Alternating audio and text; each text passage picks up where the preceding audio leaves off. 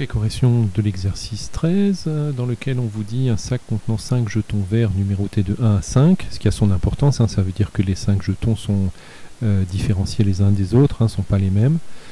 Donc quand j'ai par exemple les jetons 2, 1 et 3, c'est pas les mêmes que si j'avais 3, 4 et 5. Ça, ce que ça veut dire. Et 4 jetons rouges numérotés de 1 à 4, la même chose. Donc on tire successivement, donc ça doit vous mettre la puce à l'oreille, successivement et au hasard 3 jetons du sac sans remettre le jeton tiré. Calculez la probabilité de ne tirer que 3 jetons verts. Donc on va commencer par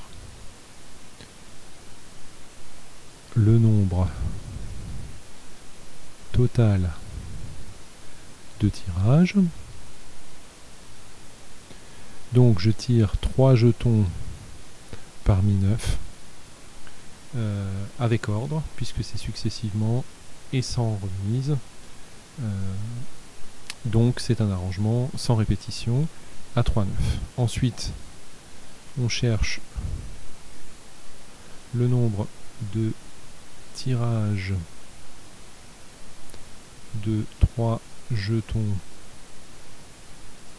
verts. Donc là, je tire 3 jetons verts parmi 5, avec ordre, puisque c'est successif et sans répétition. Et donc la probabilité cherchée,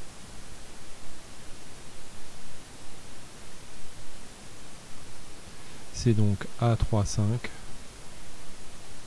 sur A3,9, et on trouve 5 sur 49, 5 sur 42, pardon. Ensuite, deuxième question, B. Ça c'était A. Deuxième question, on vous dit cette fois de ne tirer aucun jeton vert. Donc là, ça veut dire qu'on ne tire que des jetons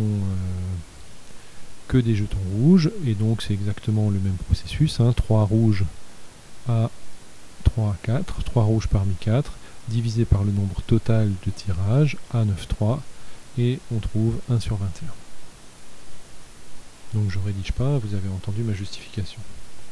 Donc la question C, quelle est la probabilité de tirer au plus 2 jetons verts? Donc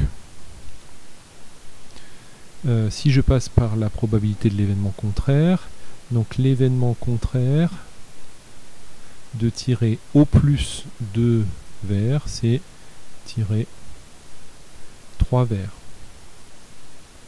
Puisque votre événement c'est tirer au plus 2 verts. Donc ça veut dire aucun vert, un vert ou 2 verts.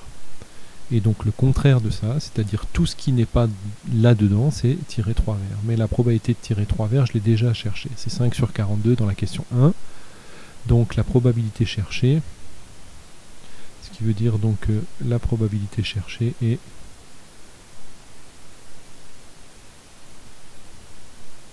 moins 5 sur 42, c'est-à-dire 37 sur 42. Donc je vous avais dit d'essayer, deuxième méthode, effectivement, de chercher,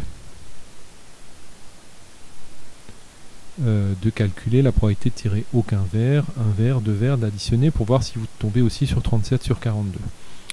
Donc on y va. Alors, je vous rappelle que la probabilité de tirer aucun vert, j'écris pas tout, sinon la vidéo est trop longue, la probabilité de tirer aucun jeton vert, elle est de 1 sur 21. On l'a calculé dans la question B. Maintenant, il faut calculer la probabilité de tirer exactement un jeton vert, c'est-à-dire pas 0 ou 1, mais vraiment un jeton vert. Donc la probabilité de tirer un jeton vert, c'est, alors d'une part, vous devez choisir un jeton vert parmi 5, donc vous avez 5 choix possibles. Ensuite, vous devez multiplier ça par le nombre de choix de tirer 2 jetons rouges parmi 4. Voilà, puisqu'il vous reste 2 jetons à tirer, avec ordre et sans répétition parmi les 4 rouges. Et, c'était là la petite subtilité, le jeton vert, étant donné qu'il y a de l'ordre, vous pouvez le placer à la première position, à la deuxième ou à la troisième position. Donc il faut encore multiplier tout ça par 3, divisé par le nombre total de possibilités, et ça vous donne 5 sur 14 qui répond donc à la question D. Donc je répète le raisonnement, hein, vous devez tirer 3 jetons. Dans ces 3 jetons, il doit y avoir un jeton vert. Disons que je le mets au milieu. Ça fait 5 choix possibles, le vert numéroté 1, 2, 3, 4 ou 5. Donc vous avez 5 choix. Ensuite vous avez encore 2 jetons rouges que je vais appeler R1 et R2 à trouver, à choisir parmi 4 rouges. L'ordre a de l'importance puisqu'on les tire de façon successive et il n'y a pas de répétition, donc c'est un arrangement. Mais une fois que vous avez toutes ces possibilités, il faut encore multiplier toutes ces possibilités par 3, puisque le jeton vert, vous pouvez le mettre à la première, à la deuxième ou à la troisième position. Donc chaque possibilité en fait que vous trouvez ici a été multipliée par 3. Alors vous pourriez me dire, oui mais ça veut dire que je peux aussi échanger R1 et R2, mais ça c'est déjà calculé dans l'arrangement de 2 parmi 4. Puisque vous cherchez toutes les possibilités de 2 rouges parmi 4. Donc R1 et R2 et R2 et R1 par exemple seront déjà prises en compte. Par contre, la position du jeton vert dans l'ensemble des 3 jetons n'a pas encore été prise en compte, c'est pour ça qu'il faut multiplier le résultat par 3. Et donc après, une fois qu'on a compris ça, eh bien la probabilité de tomber sur 2 jetons verts, donc ça veut dire que vous devez choisir un jeton rouge parmi 4. Ce jeton rouge, vous pouvez le mettre comme le jeton vert tout à l'heure en première, deuxième ou troisième position, multiplié par le nombre de façons de choisir 2 verts parmi 5, divisé par le nombre de tirages possibles, et vous tombez sur 10 sur 21. Et le miracle veut que quand vous additionnez 1 sur 21 plus 5 sur 14 plus 10 sur 21, eh bien on retrouve très exactement 37 sur 42.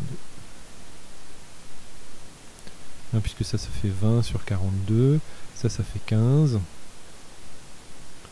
Donc on est à 35, plus 2 sur 42, ça fait bien 37 sur 42. Voilà, mais vous pourriez me dire, alors ici, très bien, je multiplie par 3 parce que je me dis que le jeton rouge peut être en première, deuxième ou troisième position. Mais plutôt que de faire ça, j'aurais pu plutôt calculer le nombre de positions des 2 jetons verts. Et bien ça donne 3 aussi. Donc en fait, il faut faire soit l'un, soit l'autre, mais pas les deux. Ou alors, l'interprétation que je vous ai donnée tout à l'heure, le R1, R2 ou R2, R1 a déjà été calculé dans le A2, 4. Et c'est pas la peine de le calculer une deuxième fois. Voilà. Ensuite, on nous demande de faire la même chose, mais cette fois-ci, si je me souviens bien, je regarde l'énoncé, reprendre les questions A, B, C et D, cette fois-ci on tire simultanément. Alors je vais faire ça, je pense, sur une autre vidéo. A tout de suite.